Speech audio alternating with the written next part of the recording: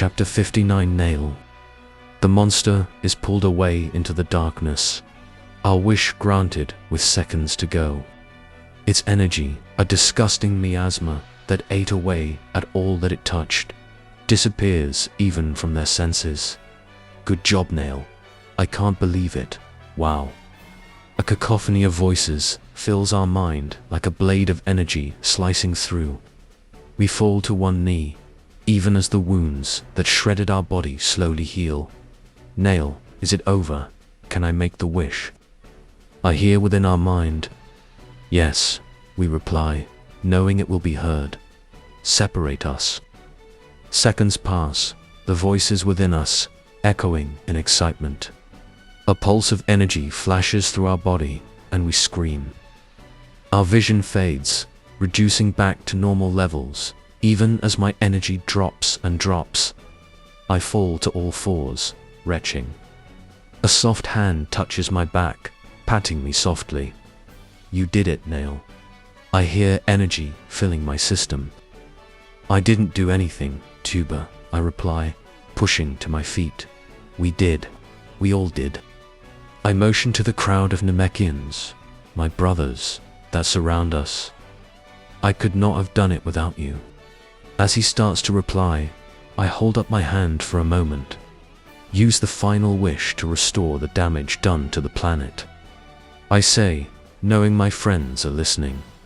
A moment passes as the ground around us churns, before forming back into the beautiful vista it once was. They cheer, celebrating our victory, even as I feel Mori approaching. It takes a few moments for the others to sense it as well, quieting their excitement as he lands among us. What have you done?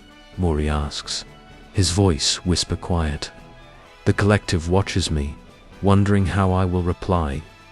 What you would not, I replied, glaring at Mori. What I would not. Mori nearly snarled. You have endangered us all. You abused a sacred art for your own selfish means. Selfish? I asked, taken aback. I nearly sacrificed my very being to rid our planet of a threat you were blinded against. Blind, Nail? Mori asked, looking at the crowd around us. You would say that my pacifism was a result of my being blind to the threat that they represented. Yes, you had so much time to act, and did not. I replied, you left me no choice. Your fear has blinded you. Mori argues back. Of course, I could sense the threat contained within them.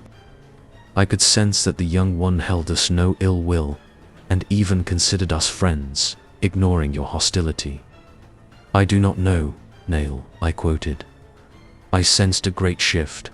I sensed danger. Mori stepped back as though I had slapped him. You would dare quote our father to me. I would dare only in that you are ignoring his words, I replied. He foretold that a great threat would one day come. You sat idly by while that very danger rested on our planet. You acted rashly, Mori roared, raising his voice for the first time. That same danger was moments from destroying this planet and ending every life on it. And yet he is gone, is he not? We had planned for the possibility that they may end up being too strong. I answered back. A stroke of luck, Nail, he replied. Elder Mori, please, Tuba interjected.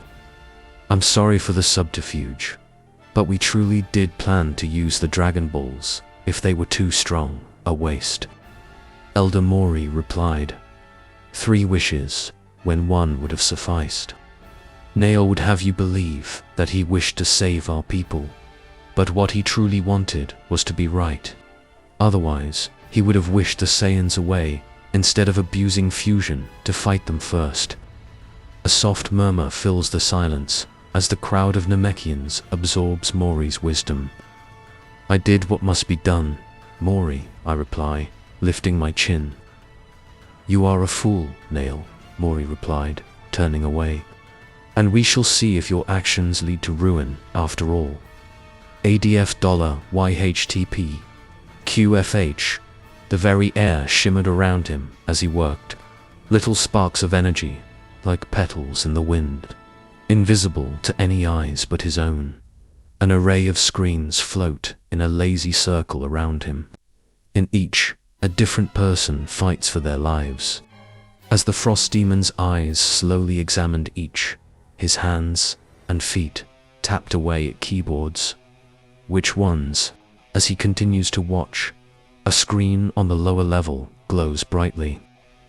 With a motion of his hand, the screens spin around so that the glowing one floats in front of him. As he studies the glowing figure, he smiles. Interesting, Namek. 3 weeks later, it had only taken a few weeks for things to go back to how they should be. After disposing of the remaining Cyan's body, the planet was once again calm. It would seem that with their removal, a sense of tension and unease in the air had finally left. Several Namekians were toiling away in their fields, when it would seem that the peace would end prematurely. High above, and far, far away, a monster of destruction and rage had returned. Those that could sense energy quaked in their fear, even as several Namekians began to fuse together once more. It would all be for naught, as one of the suns in the sky expanded, engulfing the other. The third began to move, pushed away, shrinking to their eyes, even as the first shifted red and continued to grow. Some level was breached, deep within, and in a flash of energy, the star that had sustained them erupted. The wall of plasma devouring the planet and all the lives with it. Space, my eyes popped open into a darkness so deep that for a moment I had worried I was still stuck within the dead zone. As my eyes adjusted, I was able to see the stars surrounding me. My head was pounding, the headache to end all headaches pounding away. I blinked hard, clutching my head, groaning. "Sub." I spoke aloud. "You still here, buddy?" The lack of reply and lack of energy signature told me a tale. Sub had returned to his own universe, leaving me to mine. What's this? I thought, seeing a small flashing icon in my peripheral vision. With a thought, it opened, and a pop-up filled my vision. While you were out, the game has been updated. Power calculations have been updated for the new meta. Experience calculations have been updated. Emergency security patches. Meta, I thought, before opening my character sheet. The numbers flashed a few times before settling, showing me that the calculations had changed for these weren't here before. I thought as my eyes trailed down. Name, KLL. Title, Prince of All Saiyans. Status, alive. Level 6, 41,000, 45,000. EXP. This section wasn't a real surprise. The experience had changed drastically, but thankfully it would likely make leveling make more sense. What really surprised me was what followed. Base energy, 2160.00 energy, regen.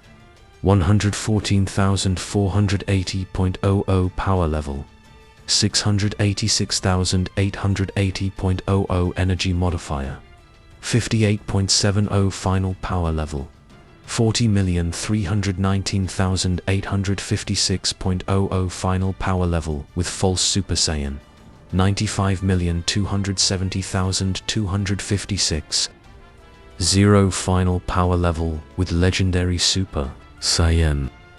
Asterisk use of this form leads to instability and uncontrollable rage. Use with caution. What the fuck? I thought, reading the numbers over. Somehow, in the space of a few days, I had unlocked FSS, which gave a nice boost, but my sheet now also showed what my power level was as the legendary Super Saiyan. I was ever so thankful for the warning it gave. Yea no, since I keep losing consciousness and going on fucking rampages. Speaking of, I say, as I spin slowly in a circle. I froze, as a sense of deja vu filled me. Only the vacuum of space stopped my sudden screams from reaching my ears. Where the fuck Is Namek, Timeless Trunks? Kronoa suddenly yelled, waking him up. Trunks' eyes pop open as he sits up from the chair he had been napping in. Kronoa, what? We've found him again. He's within the mortal realm once more, she replies, pointing to one of the many time scrolls. Got it, Trunks says, jumping to his feet. He quickly dials in to scroll, and as it locks in, he hears Kronoa behind him. Good luck, Trunks. As he fades away, he can only smirk. I won't need it. Universe 15. Timeline 2, a young Namekian, no older than 10, sits beneath a cloudless sky, meditating. His mind's eye is filled with a battle of the past, as he studies the movement of his opponent. He's swift, that's for damn sure, he thinks, concentrating. If I increase my speed by about 20%, I should get the best of him this time. As he continues his study, he's interrupted by a crackle of energy that sends him to his feet. Energy floods his body, his purple aura lighting up around him with a snap, as what he can only describe as a crack in the very air rips open. Within, every color of the rainbow, and even some that escape explanation, float along, symbols and words breaking into trillions of fragments moving within. In the distance, a set of footsteps can be heard, clearly approaching, as though from a far distance. The Namekian studies the anomaly, before jumping back as a figure suddenly appears, and steps out, the crack closing silently behind him. Who the fuck are you? He asks, studying the creature, his muted energy feeling wrong to his senses. The frost demon seems to ignore him at first, taking his bearings of the world around them. His eyes are unfocused, as though looking at something close to his face, before finally focusing on him. Hello there, the frost demon says, turning slowly towards him. Tell me, do you recognize the name, David W. Watt? The Namekian asks, taking a step back. How do you know that name? Ah, I'll take that as a yes, he replies, his tail slapping the ground slightly. You were mildly difficult to track down, you know. It almost took a real effort. Stop with the bullshit, guy. David says, I want to know what the fuck you want, and how you know my real name. Decisions, decisions. The frost demon replies, laughing. If I answer in that order, why? It spoils the surprise.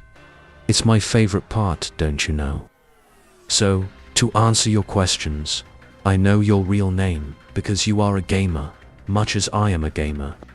But with one big difference. You wish to play the game over and over and over in a never-ending cycle. The frost demon seems agitated, manic even, as his tail slaps the ground even harder, his foot crushing the soil beneath it. I want out. Oh, out of what? The game, David asks. Why? He seems to take a breath or two, pausing to collect himself. The reason matters little. But, I digress.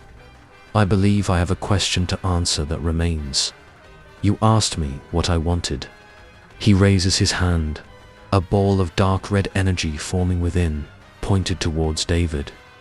I want you to he says, pausing, cocking his head to the side. The Namekian backpedals, startled at the sudden preparation to kill him. The ball of energy fades away, as the frost demon turns away.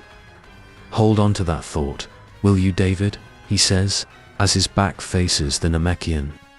The air seems to charge with static electricity, popping and snapping, before, in a blink of the eye, a tall man stands before them. His blue-purple hair hangs down to his shoulders, his eyes fierce as they meet the frost demons. Tetralogy the Namekian says, aloud, startled. The half-Saiyan frowns, glancing at David. Get out of here, kid.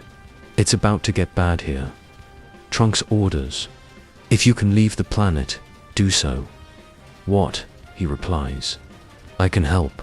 Not against this one, Trunks says, before disappearing.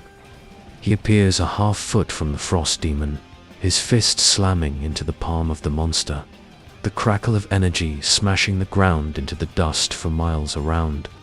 Within, if you watched closely, you'd see a small green figure launched away. With a twist of his body, the demon's tail slams down onto Trunks' arm, knocking him back. Unfazed, Trunks moves back in, begins a series of attacks. The frost demon dodges them all, using the final one to counterattack, throwing Trunks back once more. Now, Trunks. Surely you learned your lesson from last time, the frost demon asks. You don't even have a sword for me to shatter this time. What's your name, frost demon? Trunks asks. I'd like to know what to put in my report after I destroy you. I suppose I have a few minutes to entertain you, Trunks. He replies. You may call me Ice. Trunks pulls back from his fighting stance, tossing his hair back. The energy crackles around him, solidifying into a bright blue coating of energy, before shattering away to reveal his form. His hair has spiked out, floating around his head as he moves slightly, the bright blue hair glowing with the energy that flowed through his body. Impressive, Ice says, smiling. Trunks frown before asking, surely you didn't think Super Saiyan was the extent of my power? The frost demon shrugs. You ran away as soon as the going got tough, so I wouldn't know. I didn't run, I was pulled back. There is a difference. Trunks says, I've destroyed plenty of time meddlers.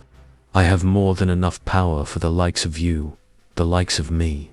He asks as he begins to laugh. Oh, Trunks. The air between them crackles, the pressure growing so swiftly the moisture in the very air freezes, before shattering into dust, blown away in the wind. The creature's muscles shiver, his muted power level seeming to grow. Not larger, but somehow deeper, all while he laughs hysterically. As suddenly as he started laughing, he stops, his eyes boring in Trunks. You've never fought anything like me. As Trunks studies the creature, a close observer would notice a single bead of sweat roll down Trunks' temple. Shit, Trunks says quietly. Ah, you sense it, do you? Ice asks, smiling to himself. I was hoping you would. I'd hate to waste all of my time here with you.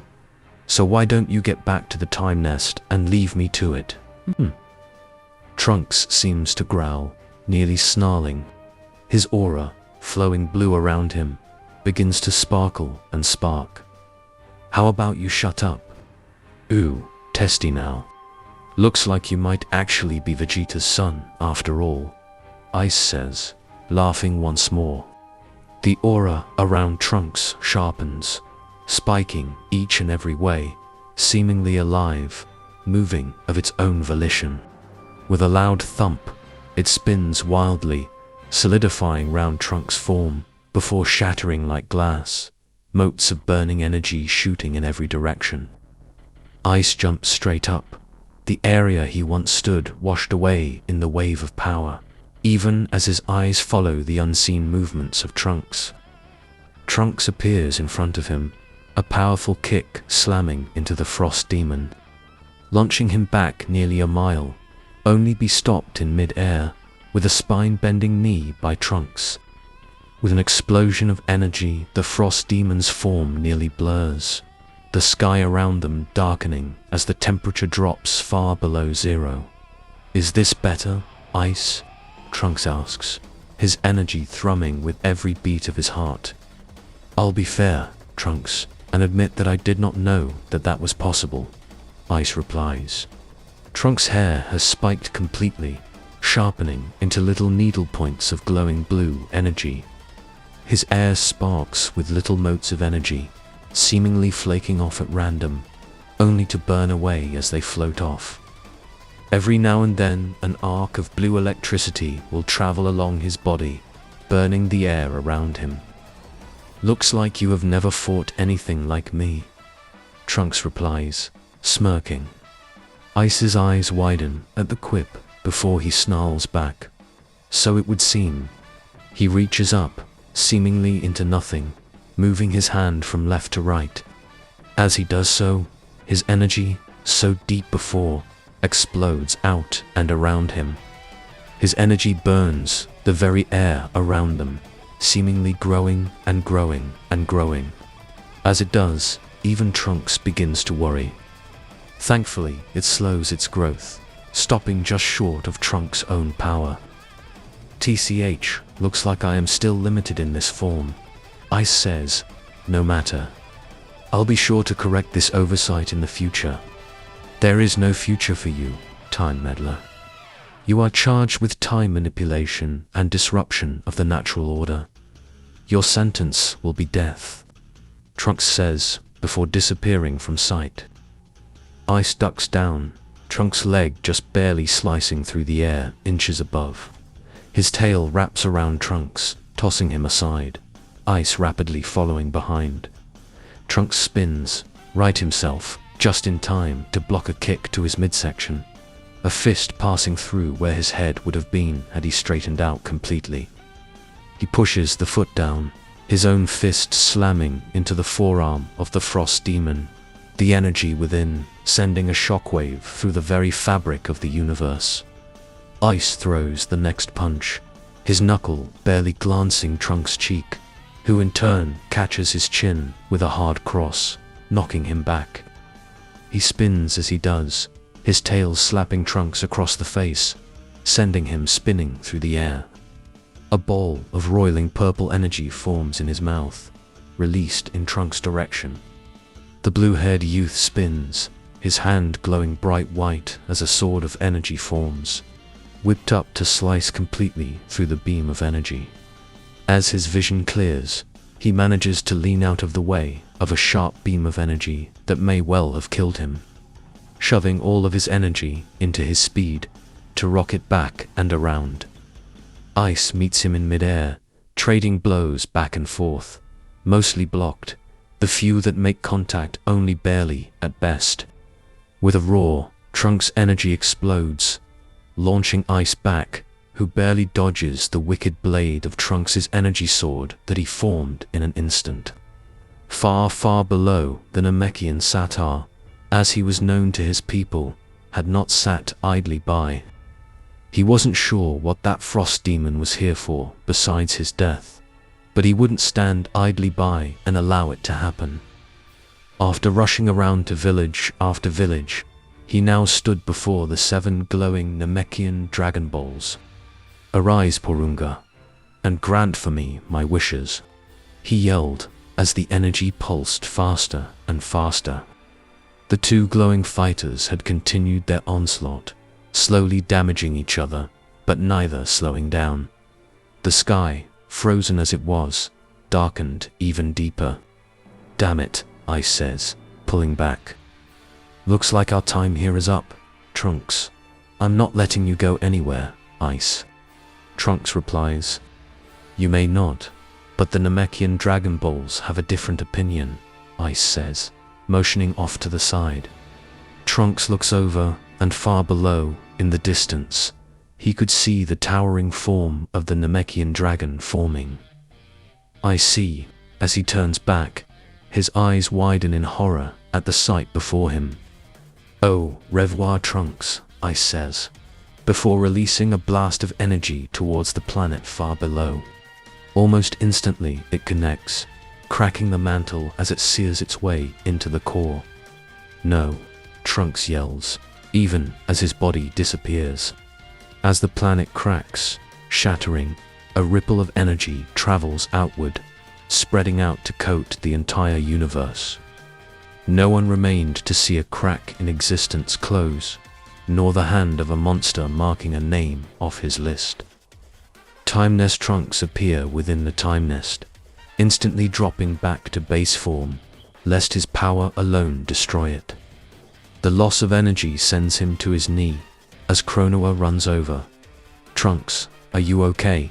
She asks, worried. Trunks gets to his feet after a moment, brushing himself off. Yeah, I'm fine. We were too evenly matched to really hurt each other. I saw, she replies, before crying out. Trunks, what? He asks, spinning around. The scroll that Trunks had just left is sizzling, smoking, before settling down at last. Cronoa, what the hell was that? Trunks asks, staring at the scroll.